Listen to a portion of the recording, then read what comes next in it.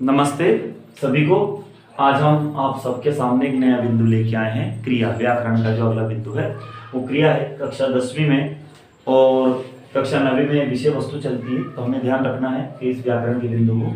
इसलिए मैं आपसे सबसे पहले मेरा अनुरोध है कि मेरा यूट्यूब चैनल है, इसको आप सब्सक्राइब करें, इसको लाइक करें और साथ में यदि आप कमेंट बॉक्स में कमेंट करेंगे तो मैं और इससे विषय वस्तु से संबंधित आपको और भी वीडियो उपलब्ध करा सकता हूँ। और इसके साथ ही मेरे इंस्टाग्राम चैनल है, इस पर भी आपको व्याकरण से संबंधित बहुत सारी वीडियो मिल जाएगी।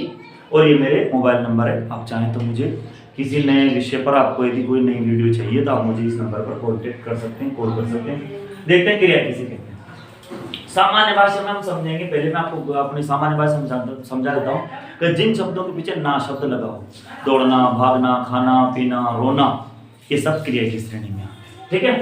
अब क्रिया जिस शब्द अथवा शब्द समूह के द्वारा किसी कार्य के होने या किए जाने का बोध होता है ना, किसी कार्य का किए होना या किए जाने का बोध होता है, उसे हम क्या बोलते हैं? क्रिया कहते हैं, है ना। इसके बाद है जैसे रीना नाच रही, ये क्रिया है, नाचना। बच्चा दूध पी रहा है, क्रिया है दूध पीना, है ना। इसके बाद है राजेश विद्यालय जा रहा है, तो विद्यालय जाना एक क्रिया है, क्योंकि तो ये शब्द क्रियाएं हैं। अब देखते हैं व्याकरण में क्रिया जो है विकारी शब्द। विकारी शब्द किसे कहते हैं? है ना, दो होते हैं ना, अविकारी और विकारी। विकारी जो संज्ञा, सर्वनाम, है ना, इनके अनुसार जो है अपना रूप बदल लेते हैं, वो विकारी होते हैं। आगे देखते हैं विकारी शब्द है। अब देखते हैं अब देखते हैं रचना की दृष्टि से क्रिया के दो भेद है। रचना की दृष्टि से क्रिया के क्या भेद है? दो भेद है, सकर्मक क्रिया और अकर्मक क्रिया, है ना। जैसे उदाहरण के लिए महेश पत्र लिखता है।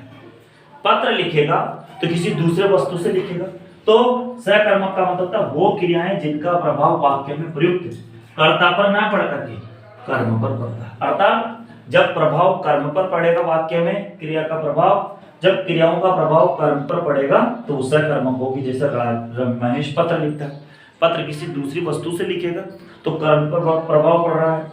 इसके बाद है शुभम साइकिल चलाता है, साइकिल भी दूसरी वस्तु है ना, तो उस पर प्रभाव पड़ रहा है ना। रानी खाना बनाती है ना, कर्म पर प्रभाव पड़ रहा है। इसके बाद देखते हैं विजय पान खाता है, पान जो है कर्म है, यहाँ पर कर्म पर प्रभाव पड़ रहा है। इसके बाद आते हैं रवि ने आम खरीदे, यहाँ पर भी कर्म पर प्रभाव पड़ रहा है, क्योंकि आम यहाँ पर ऑब्जेक्टिव है तो कर्म पर प्रभाव पड़ रहा है। अब देखते हैं अकर्मक। आसानी से जब दोनों को समझेंगे तो आपको विषय वस्तु आसानी से समझ में आ जाएगी। वे क्रियाएं जिनका प्रभाव वाक्य में प्रयुक्त कर्ता पर पड़ेगा, कर्म पर नहीं, वो सब अकर्मक क्रिया। जैसे कर्ता पर, कर्म का इसके ऊपर कोई प्रभाव नहीं पड़ेगा। जैसे बच्चा रो रहा है, रोने पर किसी दूसरे वस्तु का प्रभाव नहीं पड़ेगा। इसके बाद है हम देखते हैं रमेश दौड़ रहा है, दौड़ना भी खुद के लिए होता है, दूसरे पर प्रभाव नहीं पड़ेगा।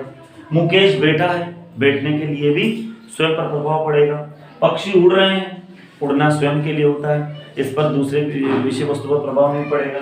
विकास सो रहा है, इस पर भी दूसरे विषय वस्तु पर प्रभाव नहीं पड़ेगा, सोना भी स्वयं का होता है। तो इस तरह से अकर्मक है, अर्थात कर्ता पर यदि प्रभाव पड़ता है तो वह अकर्मक है, और कर्म पर प्रभाव पड़ता है तो वह सकर्मक है। हम यदि सकर्मक और अकर्मक को समझना हो तो इसके लिए आवश्यक नहीं है कि किसी इतने बड़े वाक्य को लिया जाए। हम किसी एक शब्द से भी समझ सकते हैं कि ये अकर्मक है या सकर्मक है। कैसे समझेंगे? जैसे सकर्मक को जैसे लिखना, लिखेंगे किसी दूसरे वस्तु से तो ये सकर्मक है। पढ़ना, पढ़ेंगे किसी दूसरे वस्तु को, सकर्मक है। खाना, किसी दूसरे वस्तु को खाएंगे तो सकर्मक है। देखना, किसी दूसरे वस्तु को देखेंगे तो सकर्मक है। चलाना, किसी दूसरे वस्तु को चलाएंगे। बजाना, किसी दूसरे वस्तु को बजाएंगे, सब सकर्मक। अकर्मक जैसे उड़ना, स्वयं उड़ेंगे। रोना, स्वयं रोएंगे। भागना, स्वयं भागेंगे। सोना, हंसना, जागना, इन शब्दों को ध्यान से देखेंगे, समझेंगे तो पता चलेगा इन पर किसी दूसरे वस्तु पर प्रभाव नहीं पड़ता। ठीक है।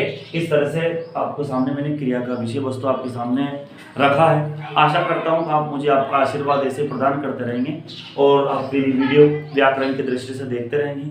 आपसे मेरा अनुरोध है कि आप वीडियो को देखें, लाइक करें, और यदि आपको किसी विषय वस्तु पर ऐसा लगता है कि मेरा नया या कोई आप मेरे से कोई त्रुटि तो आप मुझे कमेंट बॉक्स में कमेंट करें। नए